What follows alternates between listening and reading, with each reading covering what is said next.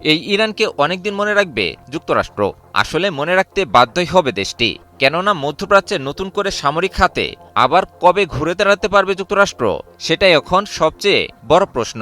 নিজের ভুলের বড় মাসুল গুনতে হচ্ছে যুক্তরাষ্ট্রকে। মধ্যপ্রাচ্যে ইরানের বিরুদ্ধে যুদ্ধে যুক্তরাষ্ট্রের ক্ষয়ক্ষতির বিষয় নিয়ে চাঞ্চল্যকর তথ্য বেরিয়ে আসলো এক মার্কিন সংবাদ মাধ্যমের প্রতিবেদনে। যুদ্ধে নিজেদের ক্ষয়ক্ষতি কিংবা খরচ নিয়ে শুরু থেকেই বিভ্রান্তিকর তথ্য দিয়ে আসছিল যুক্তরাষ্ট্র। তবে শেষ পর্যন্ত নিজ দেশের গণমাধ্যমেই প্রকাশিত হলো এসব গোপন তথ্য, যা কিনা যুদ্ধে যুক্তরাষ্ট্রের লজ্জাজনক পরিণতিরই ইঙ্গিত বহন করছে। যুক্তরাষ্ট্রের প্রভাবশালী গণমাধ্যম ওয়াশিংটন পোস্টের এক প্রতিবেদনে ইরান যুদ্ধে যুক্তরাষ্ট্রের মার্কিন ঘাঁটির ক্ষয়ক্ষতি নিয়ে চাঞ্চল্যকর তথ্য প্রকাশ করা হয়েছে।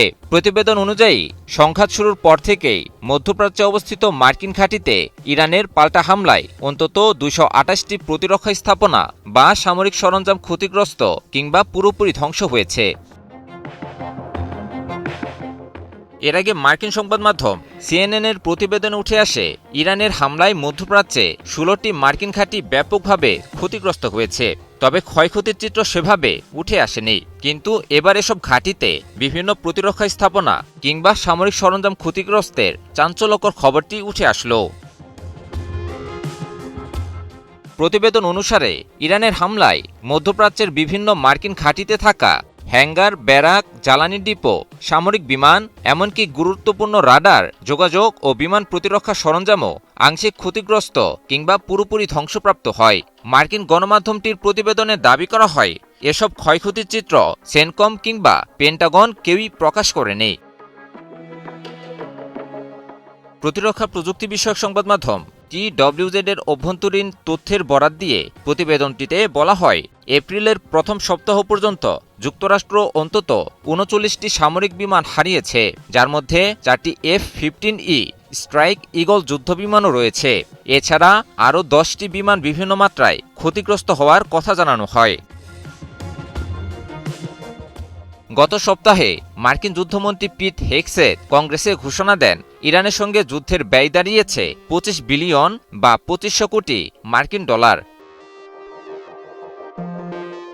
এদিকে ইরানের সঙ্গে যুদ্ধ শুরুর পর পেন্টাগন যুক্তরাষ্ট্রের কংগ্রেসের কাছে ২০২৭ সালের অর্থবছরের জন্য ১.৫ ট্রিলিয়ন ডলারেরও বেশি বাজেট চেয়েছে, যা আগের তুলনায় ৪০ থেকে ৫০% বৃদ্ধি নির্দেশ করে।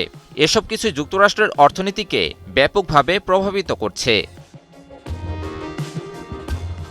ইরানের বিরুদ্ধে যুদ্ধে যুক্তরাষ্ট্রের যেসব সরঞ্জাম ও গোলাবারুদ ক্ষতিগ্রস্ত হয়েছে তা পুনরায় মজুত করতে দীর্ঘ সময় লেগে যেতে পারে। খোদ দেশটির যুদ্ধমন্ত্রী পিট হেগসেথ স্বীকার করেছেন, এই যুদ্ধে ব্যবহৃত গোলাবারুদ ও সামরিক সরঞ্জাম পুনরায় সংগ্রহ করতে কয়েক মাস কিংবা বছরও লেগে যেতে পারে।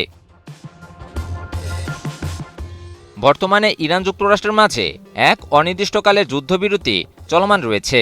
ইরানের বিরুদ্ধে যে উদ্দেশ্য নিয়ে যুদ্ধ করতে এসেছিল মার্কিন যুক্তরাষ্ট্র, ইরানের পাল্টা হামলায় তা রীতিমতো তাসের ঘরের মতো মাটির সাথে মিশে যায়। ফলে আর কোনো উপায়ন্তর না দেখে যুদ্ধবিরতির পথে হাঁটে তথাকথিত পরাশক্তি যুক্তরাষ্ট্র। তবে মার্কিন গণমাধ্যমের প্রতিবেদনটিতে ক্ষয়ক্ষতির চিত্রটি ইরানের বিরুদ্ধে যুদ্ধে যুক্তরাষ্ট্রের করুণ পরিণতির বিষয়টি ফুটে উঠল।